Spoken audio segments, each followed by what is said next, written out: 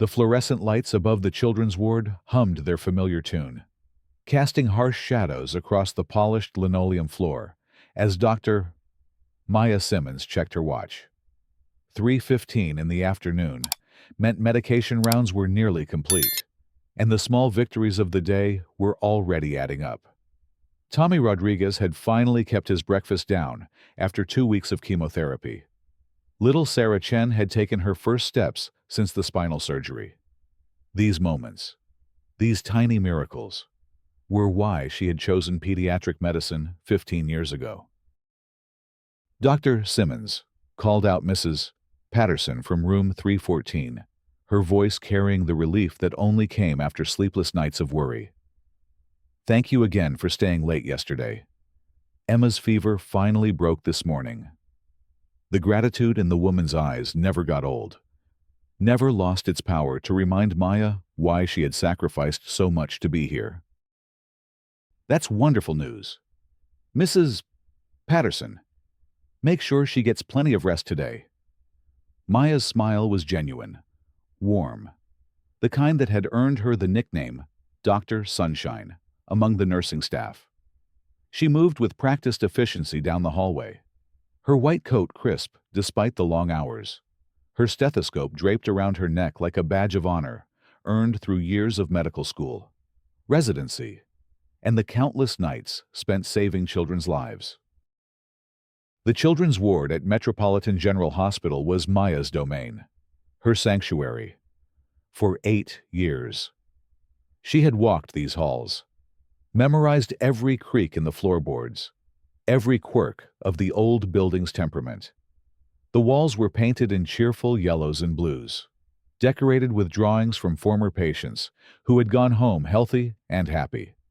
Her office door bore a simple nameplate, Dr. Maya Simmons, MD, Pediatric Medicine. But to the families whose children she had helped heal, she was simply a guardian angel in scrubs. "Dr. Simmons, room 318 is asking for you," called Nurse Jennifer from the station, her voice carrying across the busy corridor. "The new patient, Marcus Thompson, is having some anxiety about tomorrow's procedure." Maya nodded, adjusting the tablet in her hands that contained the day's patient notes. This was her rhythm, her purpose. Each child represented a family's hopes, fears, and dreams wrapped up in small bodies that trusted her completely. The weight of that responsibility had never felt heavy. Instead, it had always felt like wings. As she approached the intensive care unit, preparing to check on her most critical patients, Maya noticed a woman in an expensive business suit standing near the entrance. The woman was tall, blonde, with the kind of sharp features that suggested she was accustomed to getting her way. Maya had never seen her before, which was unusual since she knew most of the hospital's administrative staff and regular visitors. "Excuse me," the woman said, stepping directly into Maya's path with the confidence of someone who owned the space around her. "I need to see some identification." Maya paused, confused. "I'm sorry." Identification, ID badge, hospital credentials, something that proves you work here. The woman's voice carried an edge of suspicion that made Maya's skin prickle with an uncomfortable familiarity. "I'm Karen Westbrook, the new director of hospital security, and I've been observing some concerning activity in this ward."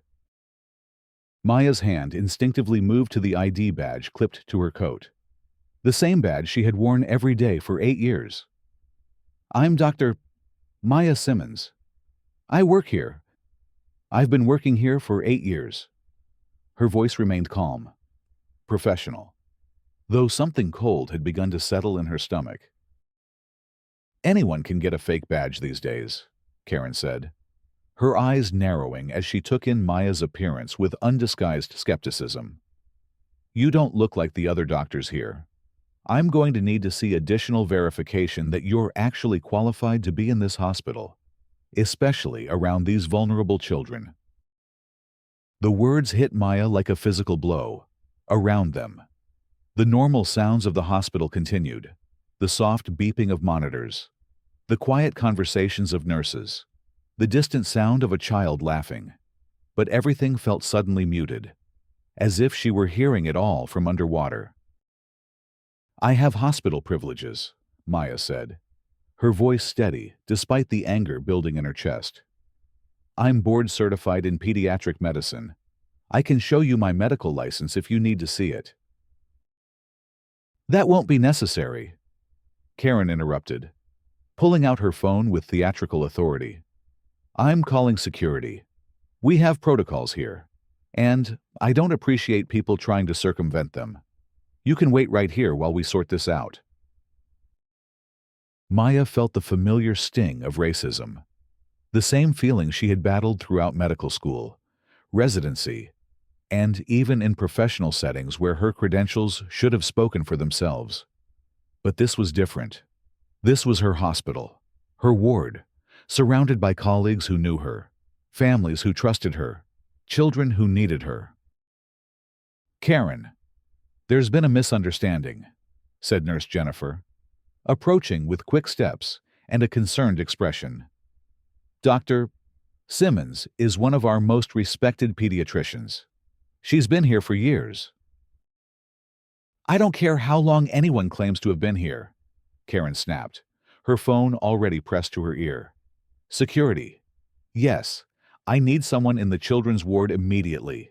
We have a situation with an unauthorized person attempting to access the ICU." Maya watched in disbelief as other staff members began to gather, their faces showing confusion and growing anger. Dr. Peterson from oncology, Nurse Maria from the NICU, even Dr. Kim from pediatric surgery had appeared, drawn by the commotion that was growing louder by the minute. "This is ridiculous," Dr. Peterson said, his voice sharp with indignation. "Maya, what's going on here?" "Apparently, I don't look like I belong in my own hospital," Maya replied, her professional composure beginning to crack under the weight of humiliation and fury. Karen's voice rose above the murmur of gathering staff. "Everyone needs to step back. This person was attempting to enter the ICU without proper authorization, and until we can verify her identity and credentials, she needs to be removed from this ward." Her identity. Nurse Maria stepped forward, her own voice trembling with anger. "Dr. Simmons delivered our daughter 3 years ago. She saved her life when she was born premature. How dare you question who she is?" But Karen was undeterred, seemingly energized by the attention and resistance. "I don't care about your personal anecdotes. Rules are rules, and I won't have the security of this hospital compromised because people want to play favorites." Maya felt the walls of the ward closing in around her. These were her colleagues, her patients, her life's work, and yet she was being treated like an intruder in her own professional home.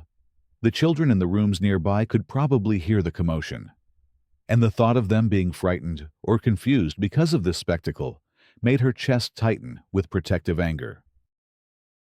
"I want to see the hospital director," Maya said, her voice carrying a new authority that made several people look up with surprise. "Right now." "The director is unavailable," Karen replied smoothly, clearly enjoying her moment of power. "But hospital security is on their way, and they can escort you off the premises until this matter is resolved through proper channels." The elevator doors at the end of the hall opened with a soft ding, and 2 security guards emerged, looking uncertain and uncomfortable as they approached the group. Maya recognized them both, Steve and Marcus. Men she had worked alongside during countless emergency situations. Men who had helped her rush critical patients to surgery. Men who knew exactly who she was. "Dr. Simmons," Steve said, his confusion evident. "Ma'am, we got a call about a disturbance." "Yes," Karen interjected before Maya could respond. "This woman has been attempting to access restricted areas of the hospital without proper credentials. I need her removed immediately." Steve and Marcus exchanged glances, their discomfort obvious. "Ms. Westbrook," Marcus said carefully, "Dr. Simmons has full hospital privileges. She's been working here longer than both of us." "I don't care what you think you know." Karen's voice was rising to near shouting levels now, drawing attention from patients and families throughout the ward. "I am the director of hospital security, and I am giving you a direct order to remove this person from the premises." Maya felt something break inside her, not with defeat, but with crystalline clarity. She had spent her entire career proving herself, justifying her presence in spaces where she was often the only black face in the room. She had endured subtle slights, microaggressions, and outright discrimination with grace and professionalism. But this was different. This was her sanctuary, her place of healing, being turned into a battleground. "No," she said quietly, but her voice carried through the hallway with surprising power. "I will not be removed from my own workplace by someone who doesn't even know who I am." The tension in the air was palpable now, crackling like electricity before a storm. Families had begun to emerge from patient rooms, drawn by the unusual commotion. Maya could see Mrs. Patterson peering around her daughter's doorway with concern. And little Tommy Rodriguez had rolled his wheelchair to his room's entrance, his young face confused and worried. "Dr. Maya," Tommy called out, his voice cutting through the adult tension with childish clarity. "Are you okay? Why is everyone yelling?" The innocence in his question seemed to strike everyone present. And, for a moment, the absurdity of the situation hung in the air, like a visible thing.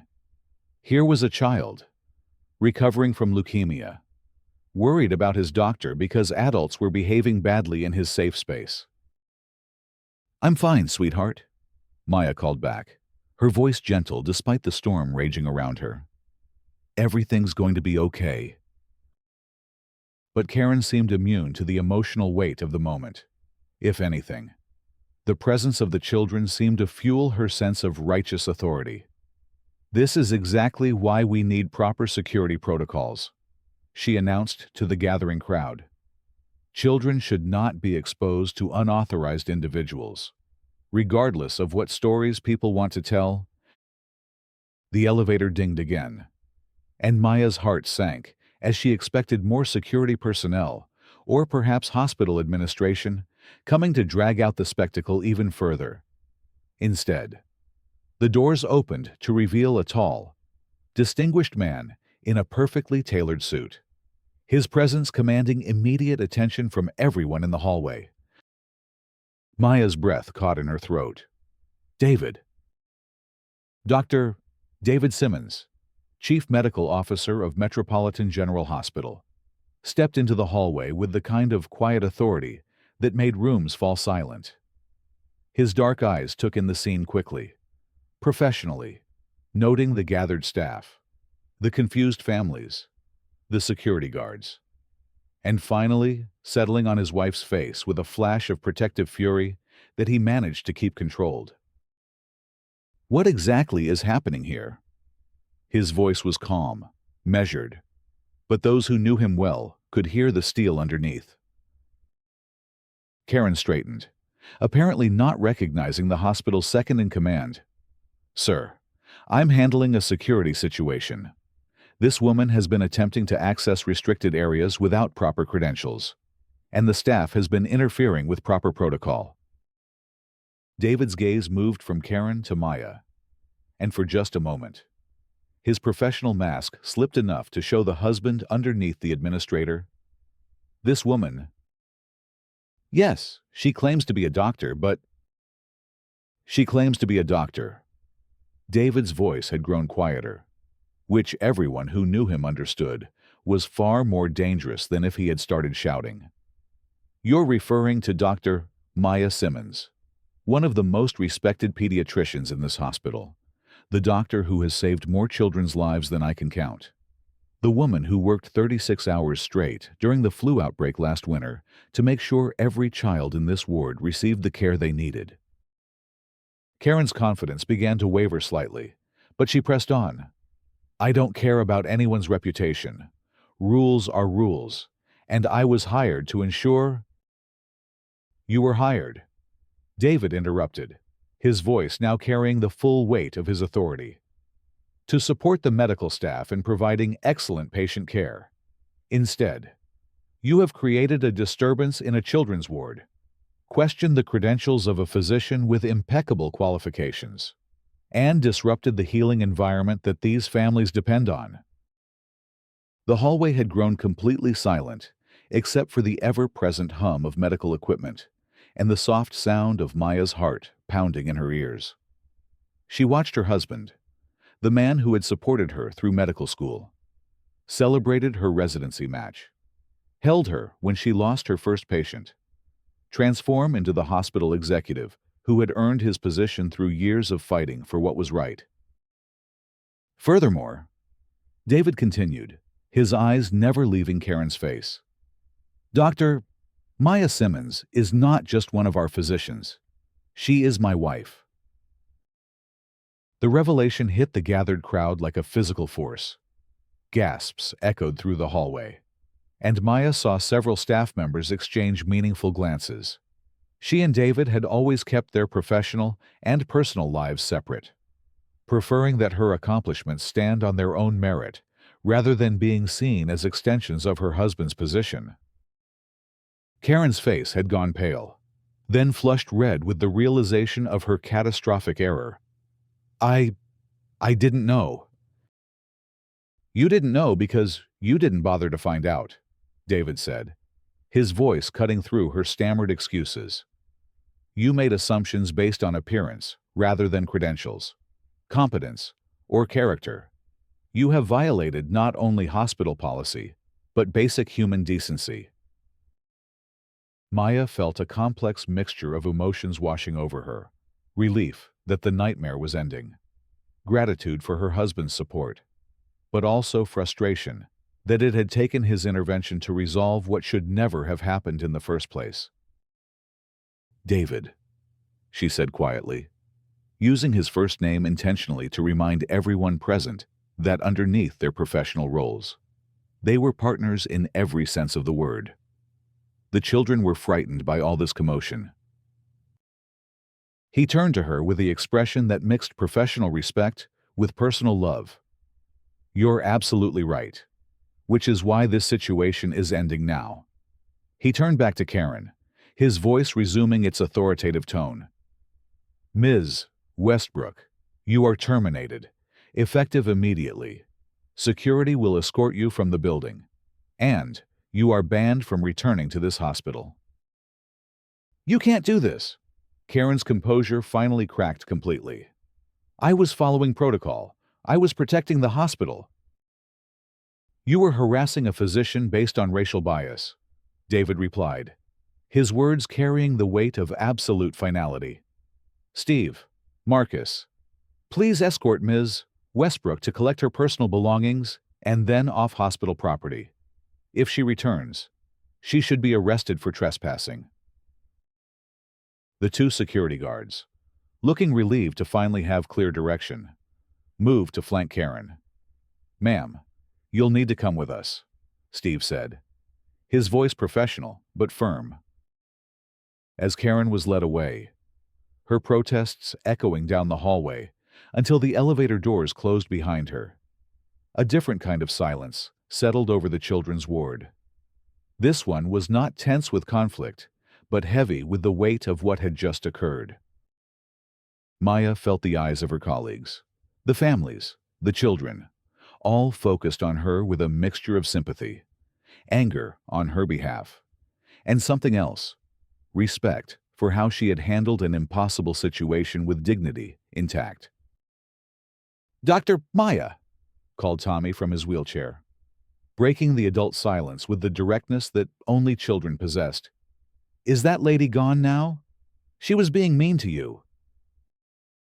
Maya walked over to the boy, kneeling down to his eye level, her voice gentle and reassuring. Yes, Tommy, she's gone. And you know what, sometimes adults make mistakes. But the important thing is that we learn from them and do better. Are you still going to be my doctor? The vulnerability in his question broke her heart and strengthened her resolve simultaneously. Always, she promised, reaching out to adjust his hospital bracelet with the same care she had shown every day for 8 years. I'm not going anywhere. David approached them, and Maya saw him through the eyes of her patients for perhaps the first time, not just as her husband, but as the leader of this institution that she loved despite its flaws. Dr. Simmons, he said formally, I owe you an apology on behalf of this hospital. What happened here today was unacceptable, and I want to assure you and all of our staff that we will be implementing immediate changes to prevent anything like this from occurring again. Maya stood, meeting his eyes with the professional respect their positions demanded, even as her heart swelled with love for the man who had just fought for her so publicly. Thank you, Dr. Simmons. I appreciate your support and look forward to those changes. Nurse Jennifer stepped forward, her voice carrying the gratitude of the entire staff. Dr. Simmons, we all want you to know that we see you, we value you, and we're ashamed that you had to experience that in your own workplace. A murmur of agreement rose from the gathered staff, and Maya felt tears threatening for the first time since the ordeal began. These were her people, her professional family, and their support meant everything. Thank you, she managed, her voice thick with emotion. All of you, this hospital, these children, this work, it's my calling, and I'm grateful to be here. Over the next hour, as the normal rhythm of the ward gradually resumed, Maya found herself surrounded by an outpouring of support that surprised her in its depth and breadth. Families she had helped over the years emerged from rooms to offer hugs and words of encouragement. Colleagues she had worked alongside shared their own stories of discrimination and their admiration for how she had handled the situation. But perhaps most meaningful were the children themselves. Little Sarah Chen brought her a drawing of a superhero doctor with a stethoscope cape, Marcus Thompson, the anxious patient she had been on her way to see when the confrontation began, asked if she could still talk to him about his procedure tomorrow. Each interaction reminded her why she had chosen this profession, why she had persevered through medical school as one of only 3 Black students in her class, why she had endured the subtle and not so subtle barriers that had tried to keep her from this work. As evening approached and the ward settled into its quieter, nighttime rhythm, David found Maya in her office, finally alone for the first time since the afternoon's drama. She was sitting at her desk, reviewing patient charts with the same focused attention she brought to everything, but he could see the exhaustion in the set of her shoulders. "How are you really doing?" he asked, closing the door behind him and speaking as her husband rather than her colleague. Maya looked up, setting down her pen and leaning back in her chair. "I'm tired," she admitted. "Not just from today, but from all of it. From having to prove myself over and over again. From having to be twice as good to be considered half as competent. From having to maintain perfect composure when people question my right to exist in spaces I've earned." David moved around the desk and took her hands in his touch grounding her in the present moment. "I'm sorry it took my intervention to stop what was happening. I'm sorry that your credentials, your reputation, your 8 years of exemplary service weren't enough to protect you from that woman's bias." "I'm not sorry you intervened," Maya said, squeezing his hands. "I'm grateful, but I'm also glad that everyone saw how I handled it first.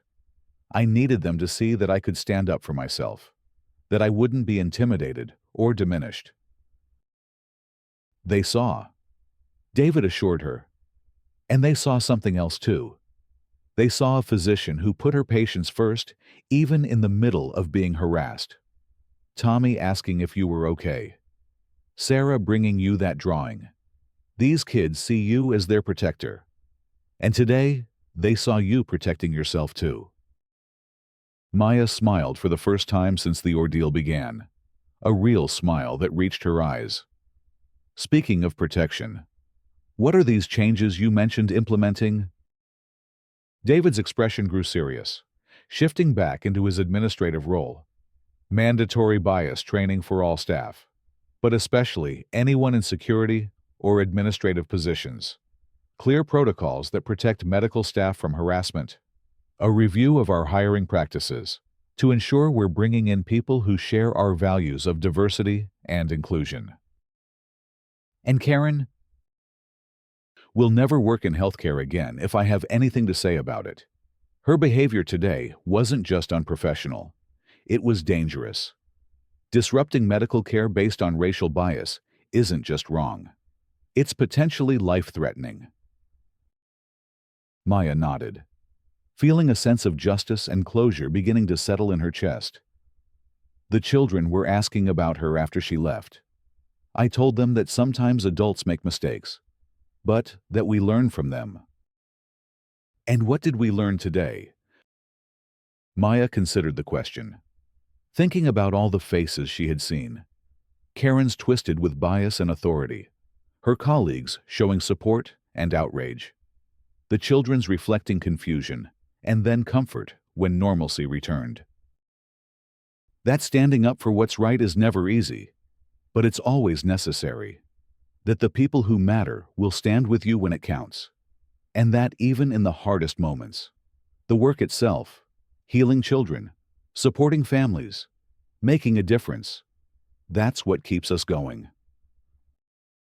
David smiled, the expression transforming his face from hospital executive back to the man who had fallen in love with a determined medical student 15 years ago. The board meeting is tomorrow morning. I'm going to recommend that we establish the Dr.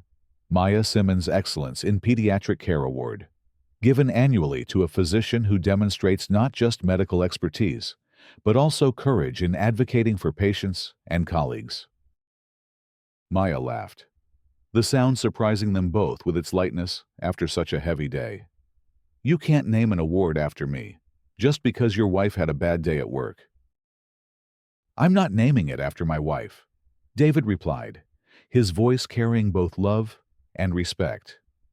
I'm naming it after one of the finest physicians this hospital has ever seen, who today reminded all of us what it means to practice medicine with dignity, courage, and grace. As they left the hospital together that evening, walking through the corridors where Maya had faced her greatest professional challenge and emerged stronger, she reflected on the strange turns that life could take. This morning, she had been simply Dr. Maya Simmons, pediatrician. Tonight, she was still Dr. Maya Simmons, pediatrician. But she was also something more, a symbol of resilience, an advocate for justice, a reminder that excellence and courage often look different from what people expect. The next morning brought an unexpected development that would cement the day's events in hospital legend. Maya arrived at work to find the children's ward decorated with handmade signs and drawings. "We love Dr. Maya," proclaimed a banner stretched across the nurses' station. Clearly, the work of multiple families working together.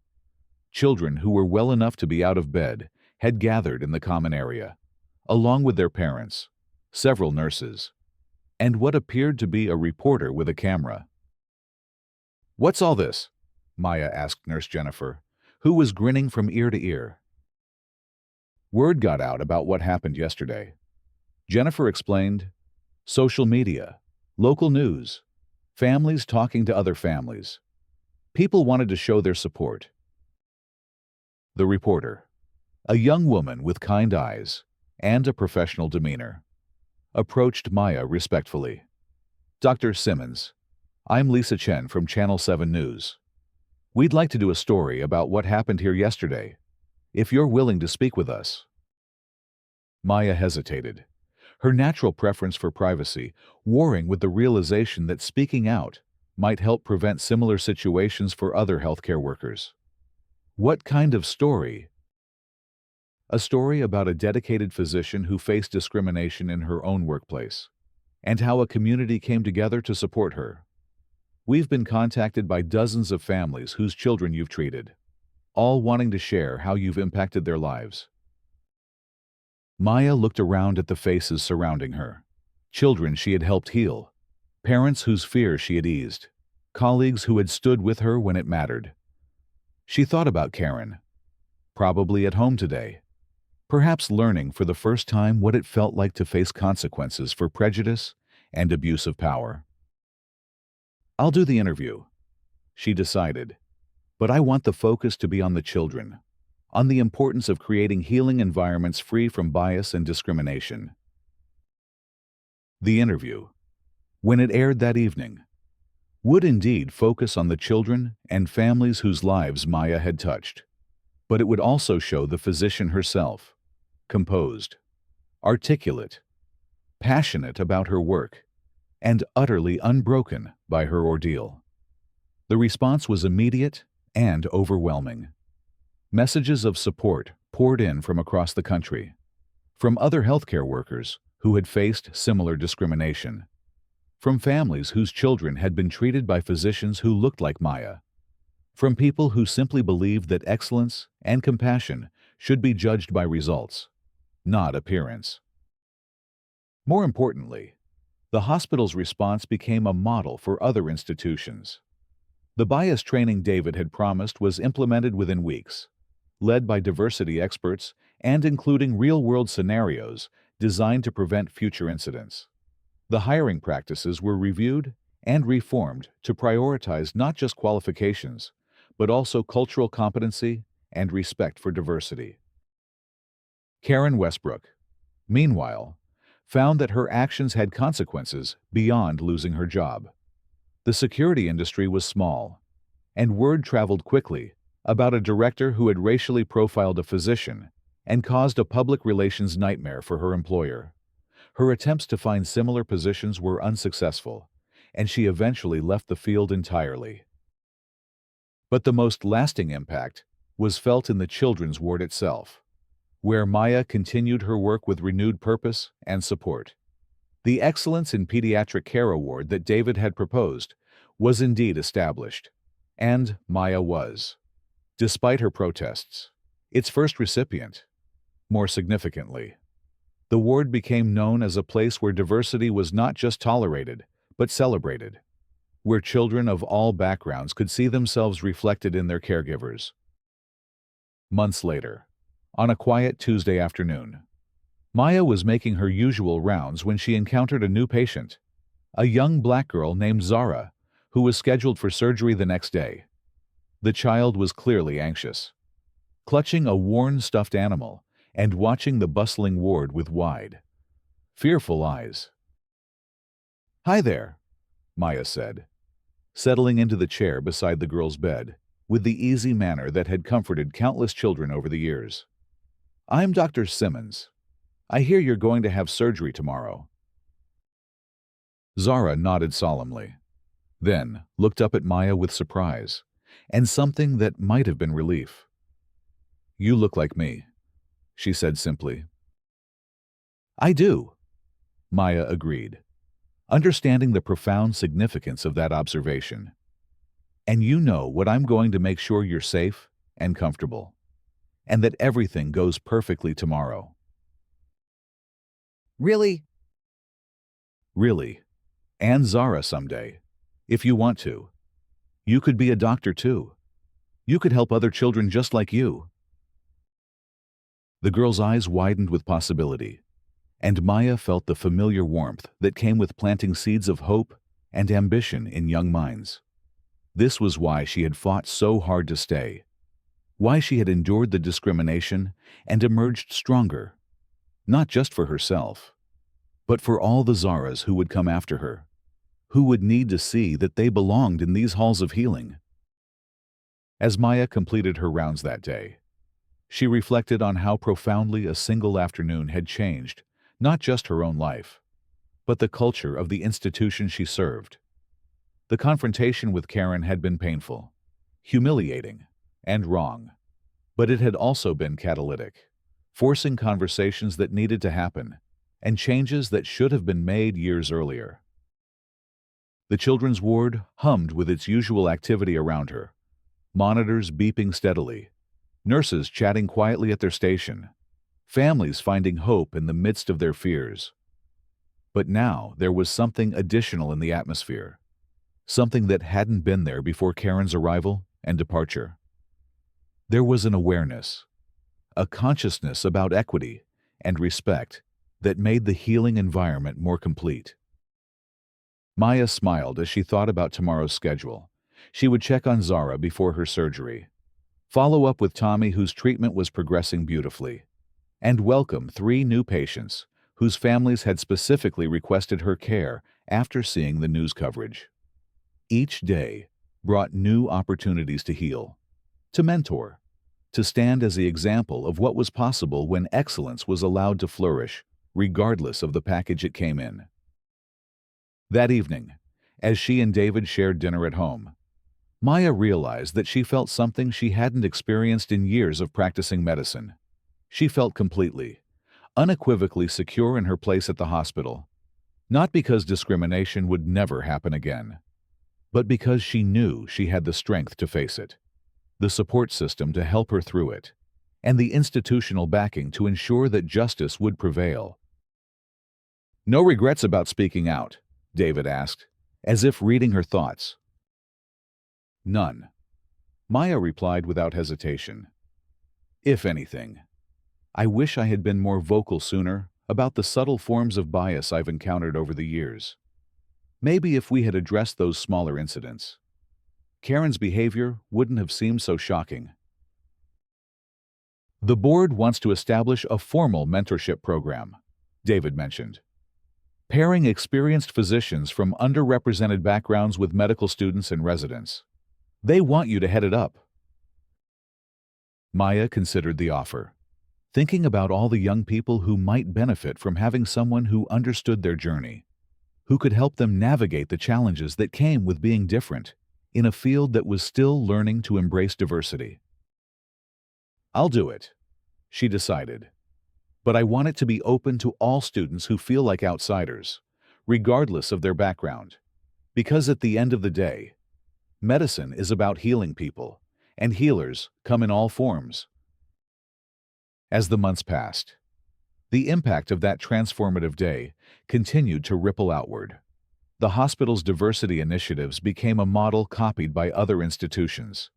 Maya's mentorship program graduated its first class of residents, young doctors who carried with them not just medical knowledge, but also a deep understanding of equity and inclusion in healthcare. The children's ward thrived under its new culture of conscious inclusion. Families regularly commented on how welcomed they felt, how their children saw themselves reflected in their caregivers, how the entire environment seemed more healing and hopeful than other hospitals they had experienced. And Maya, she continued to practice medicine with the same dedication and skill that had always defined her work, but now with an additional layer of purpose. She was not just treating patients. She was modeling possibility for young people who might not otherwise see themselves in careers like hers. She was demonstrating that excellence could not be defined by appearance, that healing hands came in all colors, that the best physicians were those who combined technical skill with deep empathy and unwavering integrity. The last entry in Maya's journal from that transformative year captured the essence of what she had learned. "Today, a young patient told me I inspired her to become a doctor.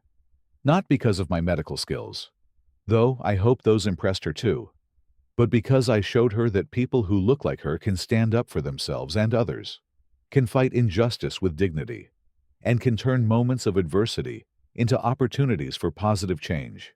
If that's my legacy, I can live with that." Indeed, as Maya Simmons continued her work in the children's ward of Metropolitan General Hospital, surrounded by colleagues who respected her, families who trusted her, and children who saw infinite possibility in her presence. She knew that sometimes the most important healing happened not just in examination rooms and operating theaters, but in the stands we take for justice, dignity, and the fundamental truth that excellence knows no color, and compassion recognizes no boundaries.